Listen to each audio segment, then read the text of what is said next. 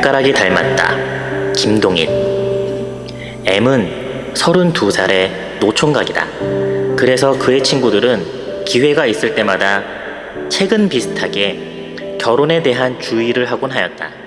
그러던 M이 친구도 모르게 어느덧 약혼을 한 것이다. M은 가난하다. 매우 불완전한 어떤 회사의 월급쟁이였다. 이 뿌리 약한 그의 경제 상태가 그로 하여금 늙도록 총각으로 지내게 한 듯도 하다. 그러나 M이 장가를 가지 않은 데는 그만한 또 다른 이유가 있는 것이다. M은 학생 시절부터 대단히 방탕한 생활을 했다. 방탕이래야 금전상의 여유가 부족한 그는 가장 하류에 속하는 방탕을 하였다. 50전 혹은 1원만 생기면 즉시 우동집이나 유곽으로 달려가는 그였다. 체질상 성욕이 강한 그는 불붙는 성욕을 끄기 위해서 눈앞에 닥치는 기회는 한 번도 놓치지 않았다. 친구들을 만나면 음식 한턱 한다기보다 유곽 한턱 하라는 그였다. 진로는 모르지만 양으로는 세계의 그 누구에게도 지지 않을 테다. 관계한 여인의 수요에 대해서 이렇게 자랑하기를 주저치 않았다. 그런 연유로 그는 온갖 성병을 경험하지 못한 것이 없었다. 더구나 술이 억배요. 그 위에 유달리 성욕이 강한 그는 그 고통스러운 성병에 걸려있는 동안도 결코 삼가지를 않았다. 그래서 1년 360여일을 그에게서 성병이 떠나본 적이 없었다. 늘 농이 흐르고 걸음걸이도 거북스러운 꼴을 하고 다녔다. 그러면서도 50전 혹은 1원만 생기면 또 성행위를 해야 직성이 풀리는 거였다. 이런지라 그는 이미 생식 능력이 없어진 사람이었다. 그런 M이 어느새 혼약을 하고 친구도 모르게 결혼식까지 한 것이다. 그의 친구들도 M의 결혼식 날짜를 미리 안 사람은 한 사람도 없었다. 그는 자기 집에서 구식으로 한 것이다. 어느 여자 고등 보통학교 출신인 신부는 구식 결혼이 싫다고 하였지만 M이 억지로 한 것이다. 이리하여 유곽에서는 한 부지런한 손님을 잃어버린 것이다. 그의 결혼은 비록 연애 결혼은 아니었으나 그다지 실패한 결혼은 아닌 듯하였다. 50전이나 1원의 돈을 내어 던지고는 순간적 성욕에 만족하던 그가 한 여자를 독점을 하고 보니 어떤 긍지 같은 것. 네, 감사합니다. 꼭 여기서 끊어요, 그죠? 네. 자, 오늘 여러분이 보신 영상은 김동이라고 하는 작가 있어요. 여러분 이제 학교 다니실 때 보면 우리나라의 아주 유명한 단편소설 작가입니다. 이 사람의 발가락이 닮았다라고 하는 그 대목에 나오는 거예요. 그 줄거리 지금 나오다시피 주인공은 M이라고 하는 가상의 사람입니다. 그 사람은 방탕한 삶이 꼭 목표인 듯 그렇게 삽니다. 육아 곧 착륙촌에서 시간과 돈을 많이 탕진합니다. 그 화려한 생활의 대가로 그는 성병을 달고 살아요. 특별히 가장 공포스러운 질환인 매독까지 걸렸어요. 친구 의사의 도움으로 간신히 매독은 치료되었지만 그 후유증으로 생식 능력을 상실하였습니다. 물론 본인은 이 사실을 잘 몰랐어요. 그런데 M이 어느 날 갑자기 결혼해요. 32살의 노총각 신세였습니다. 그러다 어느 날 친구 의사를 찾아가서 자기가 자랑합니다. 자신의 아내가 임신했다는 사실을 자랑합니다. 그러면서 의아해합니다. 내가 매독질 환자인데 생식 능력이 있는지에 대해서 말합니다. 친구는 얼머무리며 대답을 하지 않습니다. 다만 속으로는 되지 않는다, 안 되라고 외칩니다. 때가 돼서 아이를 출산합니다. 그러나 아이가 아무데도 아빠를 닮은 구석이 없어요. M 역시 찾아도 닮은 구석을 찾아내지 못합니다. 그러더니 마침내 금광을 발견한 것처럼 이 M이 큰 소리 쳐요. 발가락이 닮았어. 이것 봐. 가운데 발가락이 날 닮아 길어. 친구 의사는 맞장구 쳐줍니다. 진짜 발가락이 닮았네. 얼굴도 그러고 보니까 닮은 것 같네. 아내가 바람을 피워 남의 아이를 낳은 겁니다. 이런 슬픈 내용의 작품입니다. 그래서 참 말씀의 재료로 쓰긴 참 거북한 얘기지만 오늘 할 수 없이 제가 잠 담았습니다. 1932년도에 발표된 거니까 벌써 90년이 되었습니다. 김동인의 감자와 함께 대표적인 작품이에요. 자, 저는 여기서 주인공 M과 그 아내를 보면 떠오르는 한 사람이 있어요. 바로 아담 부부입니다. 아담 부부는 무언가 어색하고 합이 맞지 않는 부부의 모습을 그렇게 보여주고 있어요. 인류 중에서 여자의 태를 통하지 않고 낳은 단 두 사람이 아담과 하와입니다. 아담은 하나님의 창조의 최고봉으로 그렇게 지음받았습니다. 하나님의 모양과 형상으로 지음받았어요. 그의 총명함은 사탄도 감히 근접하지 못할 정도였습니다. 하나님이 주신 만물과 자연의 속성을 속속들이 다 파악한 그 정도의 지혜였습니다.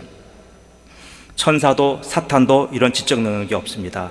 아담의 지성은 하나님 보시기에 아주 흡족할 정도였어요. 그래서 하나님은 아담을 모든 하나님의 창조의 유일한 관리자로 세우셨습니다. 관리자의 첫 임무는 바로 만물에 대한 명명식이에요.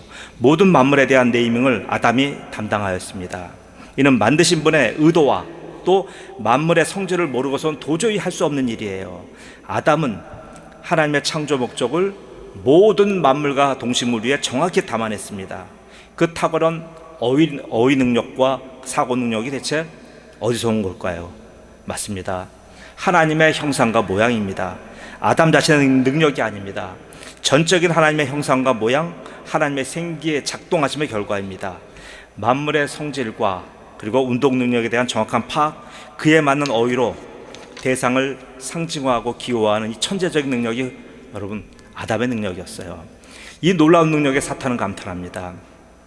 저 능력을 빼앗고 싶으나 아담에게 직접 접근할 틈이 없습니다. 바로 이 약한 고리가 어디였냐면 여자였습니다.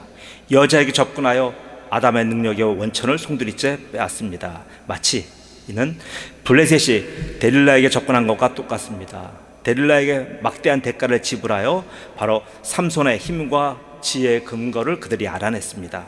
마찬가지로 여자는 사탄에게 아담의 지혜와 총명의 근거를 얘기해보는 거랑 똑같습니다. 그 이후 아담은 어때요? 하나님의 영적 형상을 잃어버렸습니다. 에덴 동산 잃은 것은 이에 비하면 아무것도 아닙니다.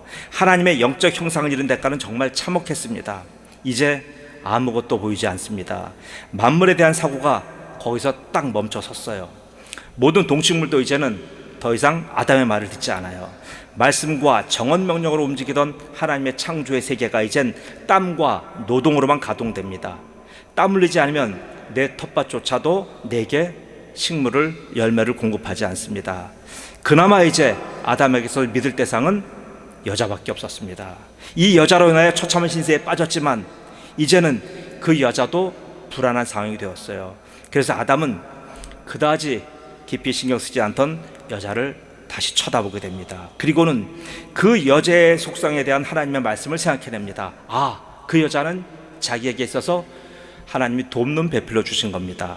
이제는 저 여자 없으면 이 험한 세상을 살아갈 수가 없겠구나 하면서 즉각적으로 움직여요. 그 첫 움직임이 바로 뭡니까? 바로 그 여자에 대한 이름을 짓는 거예요. 창세기 3장 20절입니다. 아담이 그의 아내의 이름을 하와라 불렀으니 그는 모든 산자의 어머니가 됨이니라. 이제 그의 옆에는 하와가 있는 거예요. 이제 그 둘은 함께함으로 모든 문제를 헤쳐나가야 할 존재가 되었습니다. 그래서 하나님은 그 둘을 함께 묶어서 에덴 동산에서 추방하였습니다. 쫓겨난 그 둘이 동침하여 얻은 아들이 바로 가인입니다. 생명을 낳아서 너무나 기뻤지만 실상은 그렇지 않았습니다. 자신들의 모든 것을 다 쏟아부어 낳고 키운 가인이 좀 이상해요. 외모는 자신은 닮았지만 성격은 닮지 않은 거예요. 김동인의 작품에서는 외모가 자신을 닮지 않은 아이에 대해서 절망합니다. 아담 부부는 외모가 아닌 성격이 자신들을 닮지 않은 아들이 멀게만 느껴지는 거예요. 그 아들로 인하여 바로 지옥을 경험합니다. 바로 죽음의 지옥이에요. 그 지옥은 아담은 감히 생각조차도 하지 못했던 그런 영역이었어요. 그때서야 하나님이 하신 말씀들이 막 떠오릅니다. 선악을 알게 하는 나무의 열매는 먹지 말라. 내가 먹는 날에는 정령 죽으리라 하시니라. 창세기 2장 17절이에요. 하나님의 말씀이 이루어지는 그 현장을 보고 아담은 경악하는 거예요. 가인만 두려운 게 아니라 이제는 하나님이 더 두렵습니다. 정말 하나님이 무섭습니다. 이제 후회해도 소용이 없어요. 아무리 읍소해도 소용이 없습니다.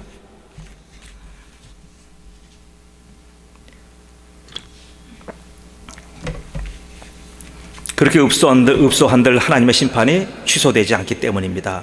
하나님을 경험하면서 하나님의 언약의 절대성에 이제 눈을 뜨게 되는 거예요. 창조가 하나님의 정언 명령이듯이 하나님이 아담에게 하신 약속이 바로 정언 명령인 것을 이제 깨닫게 되는 거예요. 보세요. 창조의 질서는 하나님께서 지키시는 가시적인 진리예요. 그런 하나님의 약속은 하나님이 지키시는 불가시적인 진리입니다. 창조는 보이지만 바로 하나님의 언약은 보이지가 않잖아요. 그래서 하나님의 약속을 말씀하실 때 하나님께서는 잊지 말라고 보이는 나무와 그 열매로 설명하신 겁니다. 가인의 살인은 사실 가인의 죄가 아닙니다. 이는 아담의 죄입니다. 아담이 이 사실을 알게 된 후에 그 내적 고통이 얼마나 심각했겠는지 여러분 한번 우리 생각해 보시기 바랍니다. 가인은 아담의 형상이며 하와의 모태에서 키워진 자입니다. 가인은 사실 아담 그 자체입니다.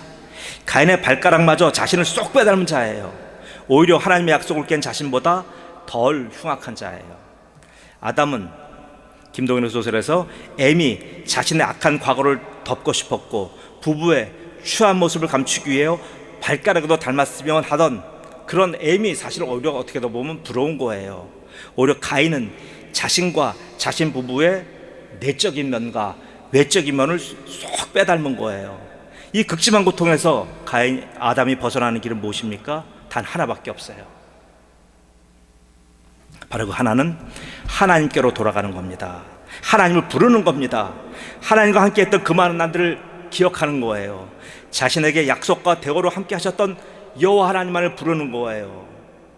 하나님께 가까이 함이 내게 복이라. 내가 주 여호와를 나의 피난처로 삼아 주의 모든 행적을 전파하리이다. 시편 73편 28편 말씀처럼 아담 부부는 여호와 하나님만을 찾고 또 찾습니다. 얼마나 그들이 여호와 하나님만을 찾았는지 에노스 시대에는 그 시대의 사람들, 특히 모든 남자들이 모두 그를 따라 함께 여호와의 이름을 부른 거예요. 창세기 4장 26절의 내용이에요. 행복이 계속될 때 우리 그런 거 좋아하잖아요. 그런데 우리는 보세요, 행복이 계속될 때는요 하나님을 찾지 않습니다. 그것이 우리의 죄성이에요. 그렇기에 하나님은 우리에게 고통과 아픔도 허용하시는 거예요. 아담이 당한 저 고통을 어찌 우리가 당하는 고통과 비교해 볼 수가 있겠습니까? 아담의 삶은 온통 실패와 넘어짐의 연속입니다. 그나마 아담이 잘한 것은 하나 있어요. 잘한 것은 그의 고통 중의 태도입니다. 내가 고통 중에 여호와께 부르짖었더니 여호와께서 응답하시고 나를 넓은 곳에 세우셨도다. 여호와는 내 편이시라 내가 두려워하지 아니하리니 사람이 내게 어찌할까? 시편 118편 5절 6절 말씀처럼 그렇게 회개하고 그렇게 하나님 앞에 전적으로 매어 달린 아담입니다. 그 아담을 오늘 본문 말씀 창세기 5장 3절에서는 바로 이렇게 표현합니다. 아담은 130세에 자기의 모양 곧 자기의 형상과 같은 아들을 낳아 이름을 셋이라 하였고. 자, 이 대목이 굉장히 이상합니다. 셋은 하나님이 그의 구원의 계보를 잇기 위해서 다시 주신 인물이에요. 셋을 낳고 세상에서 가장 행복하였을 아담과 하와를 생각해 봅니다. 하나님께서 아담에게 셋을 주신 의미를 살펴보아 오늘 이제 우리에게 믿음의 시금소로 삼고자 합니다. 아담에게 셋을 주셨어요. 아담의 그런 죄악된 본성을 그대로 하나님께서는 가감하지 아니하시고 아담의 형상과 아담의 모양으로 그에게 하나님의 백성을 주신 거예요. 약속의 자녀를 주신 거예요. 자, 이 대목을 잘 유의해서 보시기 바랍니다. 자, 첫째로 셋을 주신 것은 하나님이 죄인에 대한 영원히 멸망한 죄인에 대한 하나님의 사랑의 증표로 주신 거예요.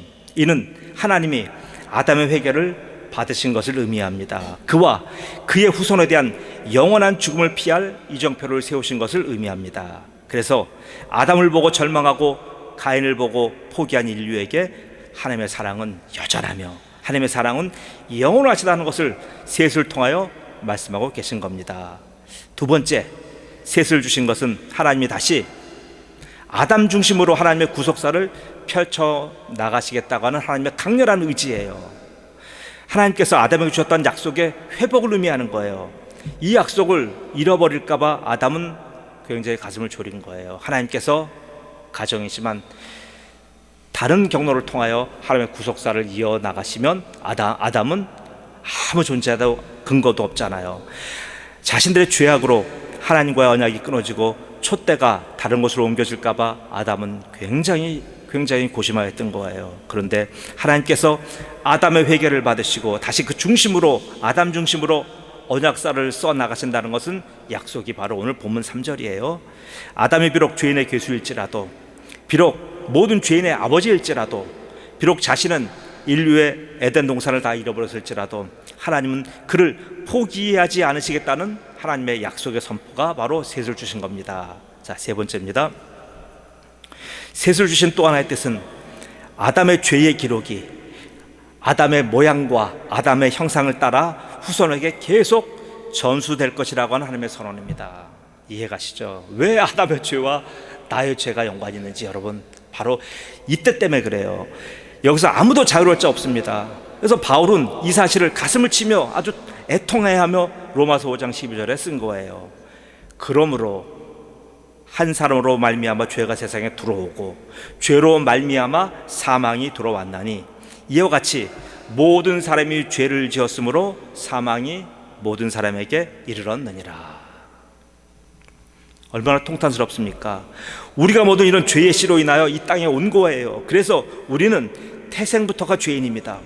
죄인이기에 우리가 하는 모든 행동은 다 죄악거리인 거예요. 성도 여러분, 행복하십니까? 여러분의 인생이 어디다 내놔도 정말 행복하십니까? 여러분이 원하고 꿈꾸는 대로 그렇게 살아오셨고 지금도 현재 그렇게 살고 계십니까? 어떻게 보면 우리들은 이 땅에 태어남으로 인하여 감옥으로 들어온 것 같아요. 자유가 상실당하고 수명이 저당 잡히고 가난과 질병, 고통과 사고가 끊이지 않는 수월로 꼭 들어온 것 같은 기분이 들어요. 이런 세상에 어떻게 내 능력으로 내 인생을 마음껏 운영하며 어떻게 경영하겠습니까? 그렇게 산 인생들에게 창세기 오늘 5장 말씀은 아주 점잖게 비웃어요. 창세기 5장 전체에는 죽었다라고 하는 말이 8번 나옵니다. 이분들은 평균 수명 912세를 산 사람들이에요. 그런데도 에녹을 제외하고 전부 다 죽었어요. 보세요. 그렇게 산다 한들, 그렇게 오랫동안 산다 한들 결국은 다 죽는 존재라고 하는 의미예요. 자, 보세요. 성도 여러분, 이것이 인생이라면, 이것이 인생의 전부 다라고 한다면 오히려 축생이 더 행복한 거예요. 아담의 형상과 모양은 우리가 인정하든 인정하지 않든 우리와 한 몸인 상태로 지금 와 있어요. 그 형상이, 여기서 말한 아담의 형상이라는 것이 바로 그 뜻이에요. 형상이라고 하는 것은 뭡니까? 형상은 여러 가지 의미가 있지만 그 중에 하나는 그림자라고 하는 의미예요. 그림자. 우리 모든 사람에게 붙은 그림자가 바로 아담이에요. 우리 모든 그림자 없는 사람이 어디 있습니까? 그 그림자는 내 이름이 아니라 여기 아담이라고 써 있습니다. 아담의 죄성이 우리에게 끝까지 따라붙는 거예요. 자유라는 건 뭐예요? 해방이라는 건 뭡니까? 자유는 아담을 떼어내는 거예요. 해방은 아담의 형상을 벗어버리는 것이에요. 근데 그것이 내 힘으로는 되지 않아요. 내가 아담의 죄성의 한계를 벗어버리겠다고 우주 밖으로 나간들 죽음의 한계가 극복되지 않아요.